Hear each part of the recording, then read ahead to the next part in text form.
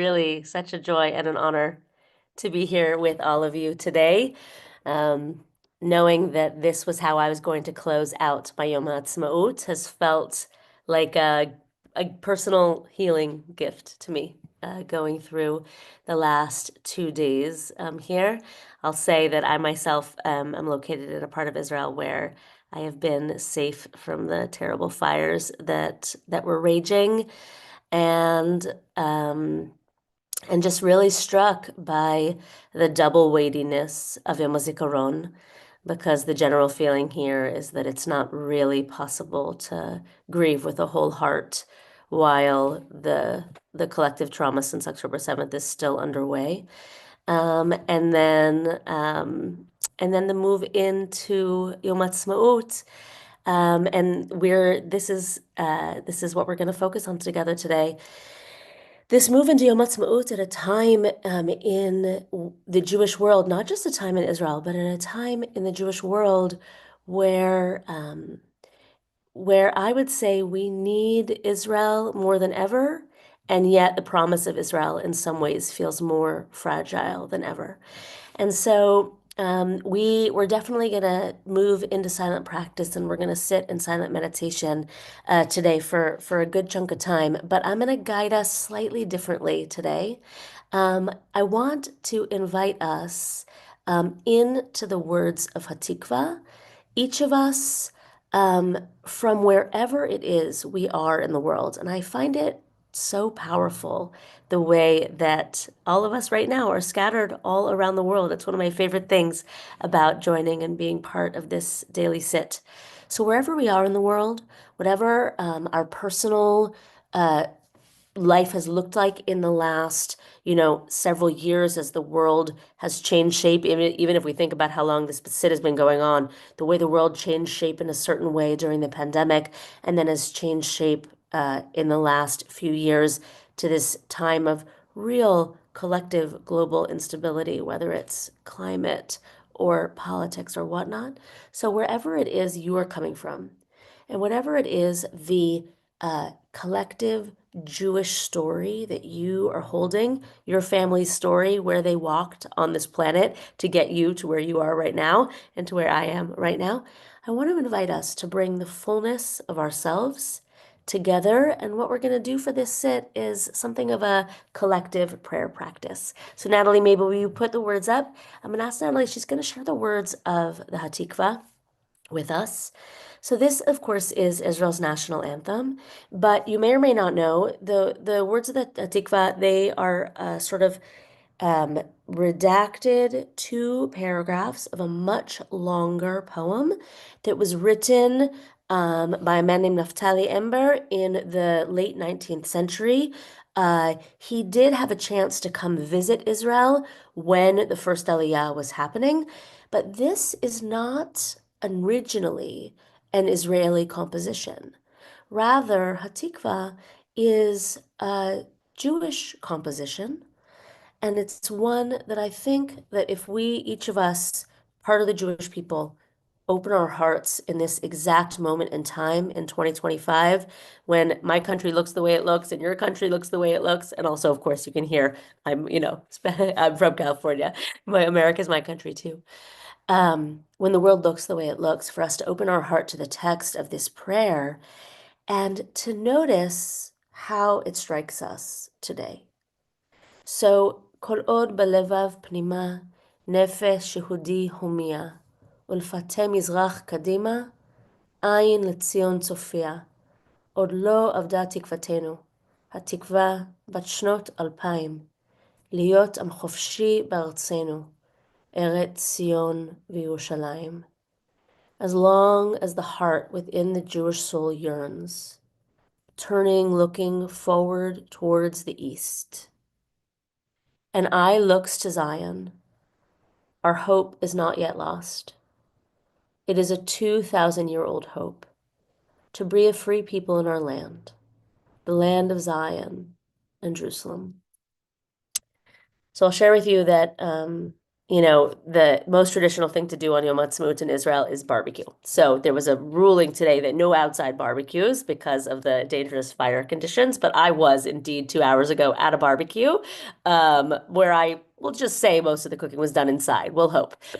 But I was talking with an Israeli who fought in the Yom Kippur War and who is a generation older than I am. And he didn't know that this is what I was going to be doing with you all. And he said, I'm not sure. He said, like, I've been going to protests for the last 4 years, before October 7th, the last 4 years, and we always open or close with Hatikva. And I don't know. I don't know where that hope is in my heart right now. Like, I'm feeling a little hopeless.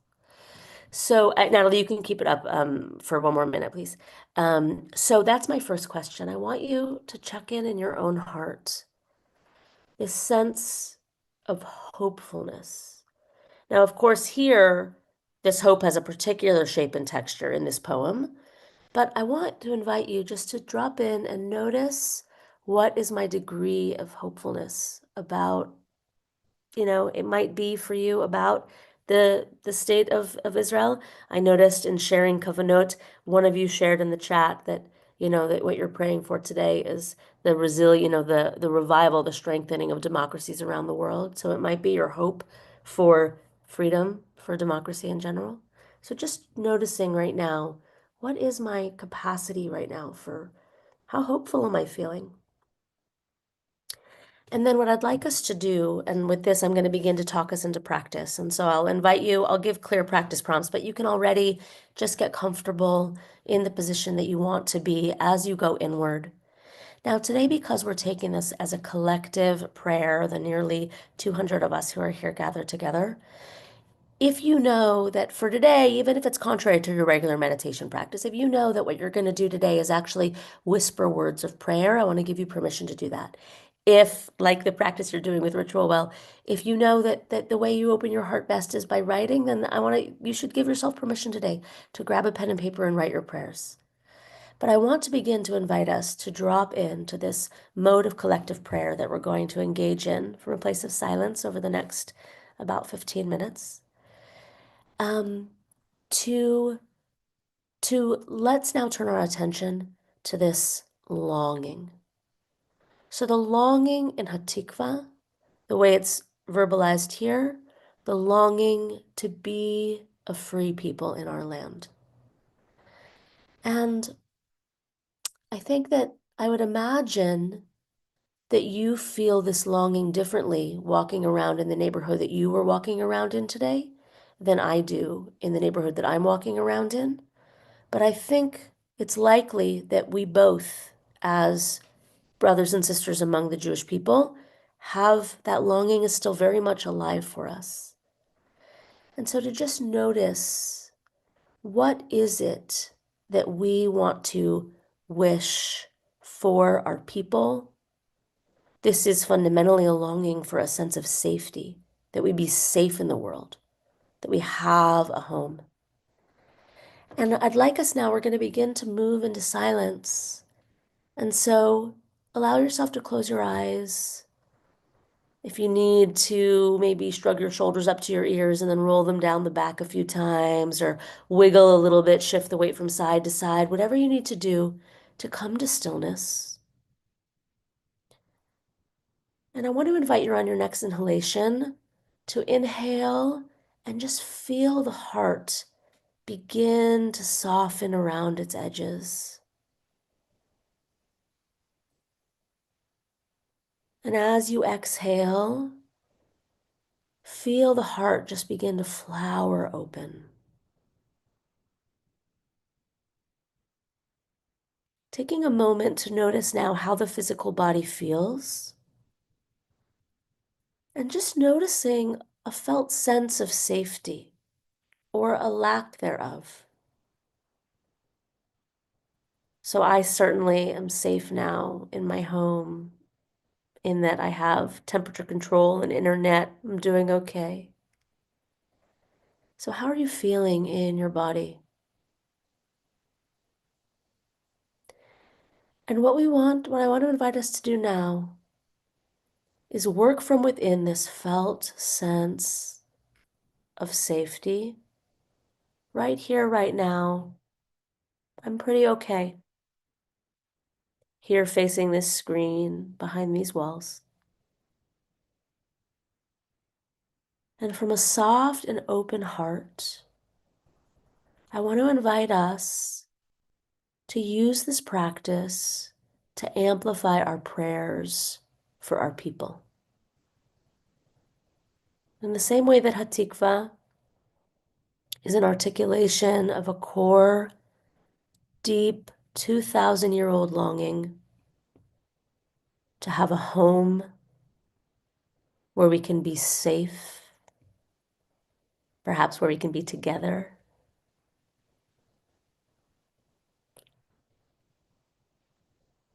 With each inhalation, I invite you to draw down strength, perhaps drawing down hope, filling up with a sense of Hatikva. And with each exhalation, giving yourself permission to offer blessings for our people on this Yom Ha'atzmaut. Trusting in the power of this collective prayer. That we, each of us working from an open-hearted place, setting these good and beautiful intentions for our people, can help will that, turn that dream into reality, as Herzl so powerfully said.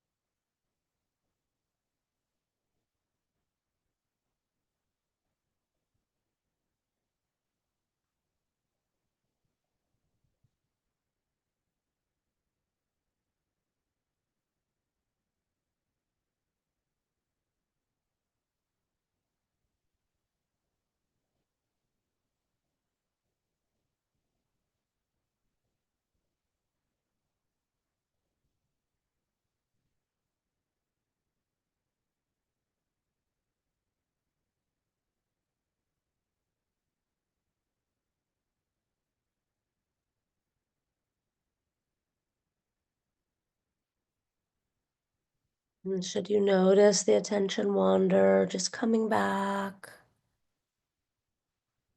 inhaling to fill up, drawing down renewed hope. Exhaling, sending out the blessings you have for our people on this Yom Ha'atzmaut.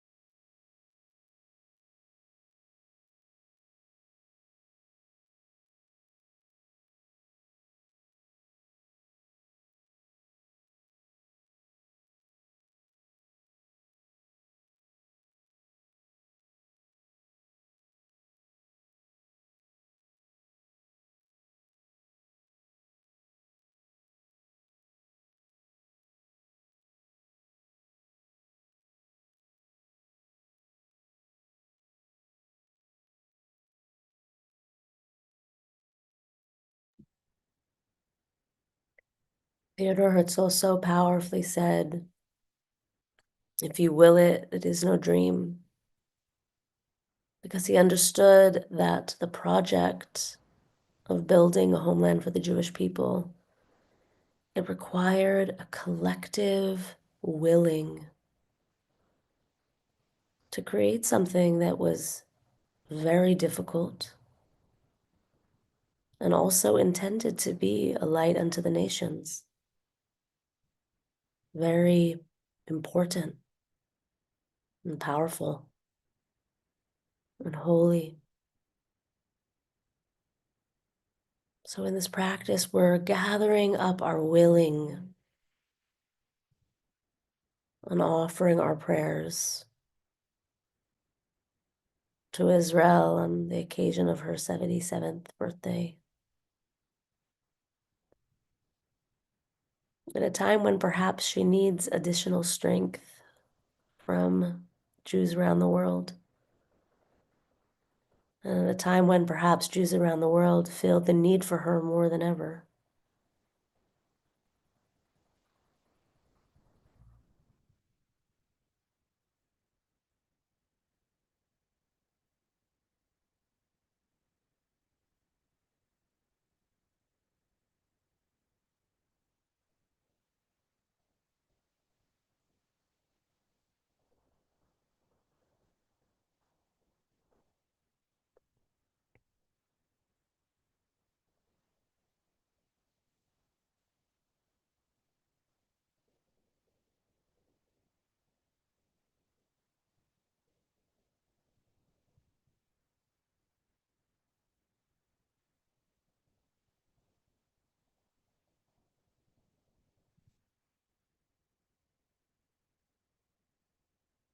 And as we begin now to close our sit, we're going to play for you a recording of the Hatikvah. And you should feel free to stay within your meditative zone. You'll hear before the song, the video begins with the recording from the meeting that was happening in Israel when the United Nations announced the formation of the State of Israel. And then we'll hear the singing of the national anthem as a way of closing our practice for today. Go ahead, Natalie.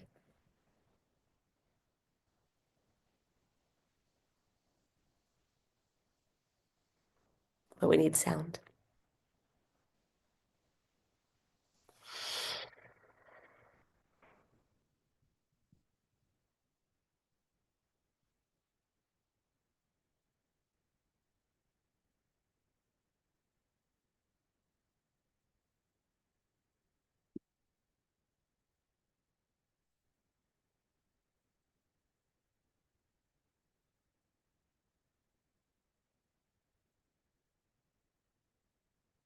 You know, Natalie, maybe I'll try to play it for us to see if we can have with sound. Should I try?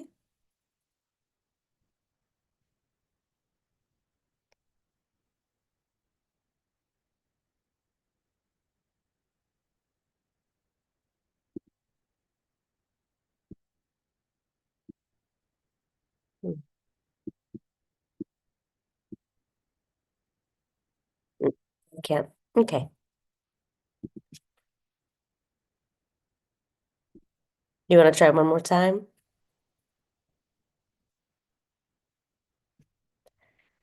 I needed permissions.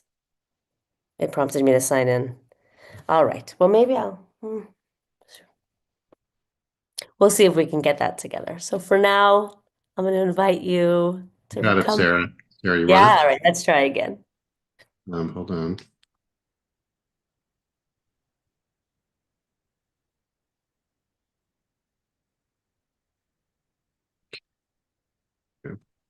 Thank you.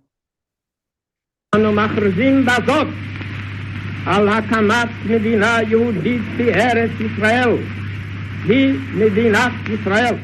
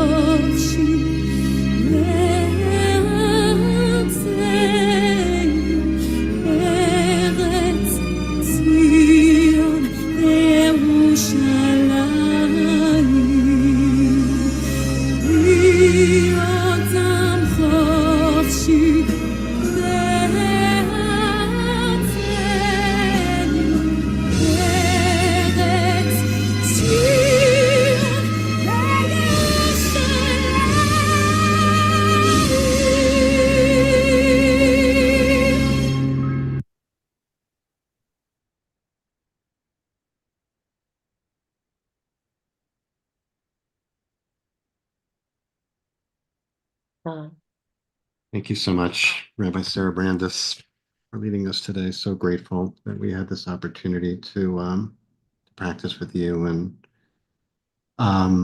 we seal the practice as we do each day by offering an opportunity for those of you who are in mourning or observing a yard site, or if it's your custom to join in the mourner's Kaddish. We invite you to do so. If you're not reciting Kaddish, you can help create a minyan comfort for those who are, just by staying present, offering your support and your compassion for them. Please put the name or names of anyone you'd like to remember or you're honoring today in the chat now or after we recite Kaddish. And thanks to Natalie for sharing the words on the screen. If you're joining me, please rise in body or in spirit. You can unmute at this time. Yitkadal, Yikadash, Shemei Rabbah. Yitkadal v'yitkadash shemei Rabbi. Yalma divra pirute. Yamlich ma'ote. Chayei v'yamechon v'chayei b'kol Beit Yisrael. Ba'agala v'zman karim v'imru amen. Yehi shmei Rabba mevarach v'yalama me'omaya. Yitbarach v'yishtabach v'yitba'al v'yitramam v'yitnaseh v'yitkada v'yit'aleh shemei d'kudesha v'yichu v'yitol bimchata v'shirata v'chata v'nechmata v'nirham b'yalma v'imru amen. Yehi shalom rabba min shemaya. Hayim aleinu v'al kol Yisrael v'imru amen. Ose shalom bimrama. Hu ya'aseh shalom. Aleinu v'al kol Yisrael v'al kol Yosei Tevel v'imru amen. Amen. Friends, thank you so much for joining us today, especially this beautiful opportunity for us to connect on this Yom Ha'atzmaut. Thanks to Natalie for holding our text space together, and to Rabbi Sarah Brandis of Awakened Body joining us from Kibbutz Hanaton today. And as always, you're invited to stay on. Continue to just sit with us if you like. You can turn the sound off on your device. We'll be here for about another 15 minutes or so. You can join us for conversation or share your reflections about your experience today in the chat. And if you have a question, please write question all in caps, and I'll keep an eye out and try to work your question into the conversation. Get you in, Sarah. Oops, let's get me in. There we go. Okay. Wow.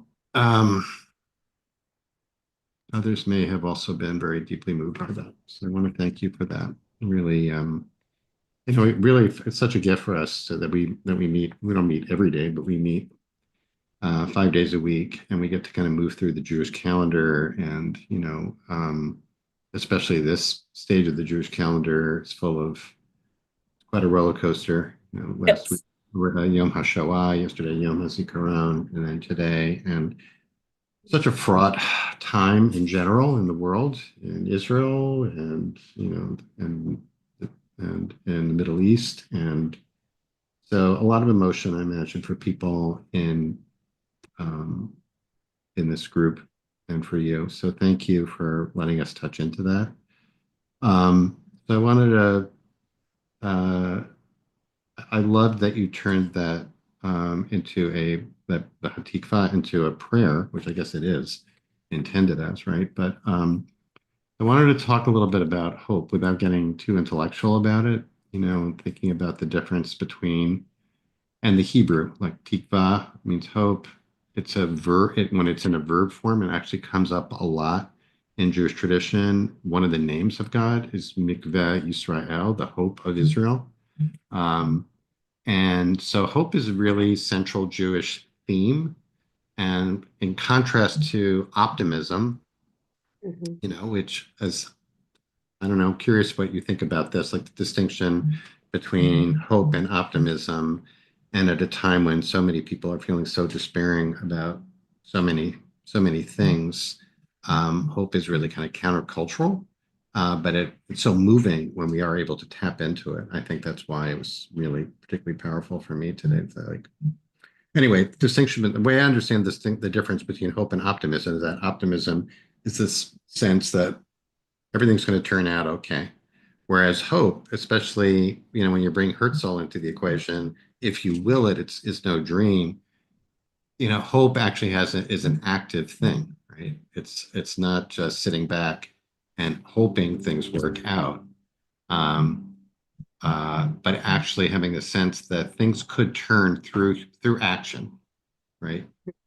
And Herzl was a secular Jew. He didn't think this was going to happen through divine intervention or magically. It was going to take a lot of effort. And you think about all the effort that went into the establishment of the state and the perpetuation of the state, continues to go into it. It's really quite overwhelming. Anyway, so I just wanted to invite you to riff a little bit more on Tikva, on hope, and how we might, tap into it as a spiritual practice when there's so much dispiriting, news and developments that we deal with. And you're in the thick of it there. So Mm. Yeah, thank you. Um, uh, there's such a while you were asking, there's so much wisdom going on in the chat too, and I just want to read. Was it Nancy? The opposite of despair is faith. Really powerful. Mark, I love that you brought in for us the image of Mikveh Israel. So I think, especially in a time where many of us are struggling with hopelessness, and we even see some of that. Some of you were sharing that in the chat. This image of that hope is not, when you put hope side by side with optimism, to me, optimism as a posture feels really thin. It feels like way, way up here above the body, just this like thin layer, like almost like so shiny and it's almost like it's like looks I don't know that it's brittle until I try to like tap it and I realize like it's brittle and can like crack really easily. And by contrast, hope, especially hope, is the kind of substance that when we need to, we can like immerse ourselves in it. That, like that's what's so powerful about mikvah, right? That mikvah, you just come as you are, right? What you have to do is drop everything, drop all of the barriers between you and the waters and come as you are and, dive in. And it's in that posture of surrender that the transformation of one kind or another happens. mm, And so I think that, we can let the the etymology of the word that you were offering us as you were asking me begin to be our guide, um, that hope is immersive, you know? Um, love that. I think as Americans, we spent some time hearing about the power of hope during the Obama years, right? Because hope was a key ingredient for what he was Mhm. trying to sort of inspire the country to reach for something different. And the Herzl piece, I'll say in my work at Awakened Body and Beyond, I live a life that's very adjacent to like law of attraction manifesting stuff. And I just love like putting Herzl like right up there, Because as you said, he was a secular Jew. What he was doing was responding to a crisis that he saw in his people in terms of the boiling point of anti-Semitism in Europe. Mhm. Um, and yet he said, if you will, it is no dream that doing big things in the world happens through this combination, sacred combination of visioning and action. Yeah. So I think there was a variation on my question also earlier about the prayer, hope, and faith, emunah. And I don't know, I don't want to don't want to overly intellectualize it, right? I'm staying with the emotion, and I see from the chat also just, many people were able to tap into emotions today. And there's something about that I feel that is different from that hope is different from faith, that elicits tears in a way that faith does not. Mhm. Um, and I don't know about other people here. I really welcome people to share in the chat if you feel comfortable doing so. What are the moments when you are feeling hopeful? When things are not going so well. Um, the things that elicit that sense of hope, and maybe I'm feeling like, well, I don't know if the difference between hope and faith, but I know that I can feel the difference between Hmm. hope and faith, right? And just also you mentioning the mikveh, I guess I know, I just know of the mikveh that you have in your community too, right? Which when I read about the stories of people who go there, that fills me with hope, right? So I love that connection with the mikveh. Well, That that it's especially because, Chaviva Ner David, who runs the mikveh in Hanaton, is a warrior for peace. And you know that Yes, when she's sharing the stories. right, Um, right. yes. That's a So, great connection, right? Like for people who don't know, by the way, just a little shout out, Rabbi Chaviva Ner David, who's Sarah's neighbor there in Hanaton, who, like you said, is a warrior for peace, like is at every demonstration, as far as I can tell, and is a swimmer. And I don't even know what that pool is like there, and holds that mikveh space and shares stories about the people who come to do the mikveh converts, what wedding couples, whatever, people who come for whatever reason. I love that connection between the mikvah and the immersion and the hope. So, yes, yes. When so I also I saw that question, the relationship between hope, faith, and prayer. I don't know, in terms of calling forth tears, I have a feeling faith is just such a tricky thing, especially for, I was born in California in 1978. So if we if we think about, even if we just plot our birth dates vis-a-vis, for example, the Holocaust, right? mhm, Anybody who, like, wherever you were in the shadow of the Holocaust, faith became a really tricky thing for the Jews, right? mhm, Um, and and yet I think there are some people for whom faith lives in them, and I would put myself in this category. Um, there's I think that where hope sits in the heart or on the heart, and where faith sits in or on the heart, I think has something to do with, like, how brokenhearted one has merited to be in their life, how broken open. mhm, Because I think for some people who have been truly broken open, maybe I think this is a common experience, for people who have traversed life-threatening illness and had faith as a support in that that then there is a deep, deep tenderness that maybe brings the tears. And then I think for some of us, faith is just so, so, so, so complicated. yeah, But I really feel, and this is what I hope came through in the practice today, I think that prayer is a bridge for us in that way. And this also is one of the things that I think we have some work to do on this as a people and as a Jewish mhm, people, because, we, especially in the diaspora, we made our gathering spaces our batei knesiot. Like a beit knesset, meaning where I go to pray, actually became where I go to gather. And our synagogues are wonderful gathering places, but they're not always places that are illicit, um, really organic prayer, the kind of prayer that just comes and wells up naturally from the kishkas, from mhm, an hour of need.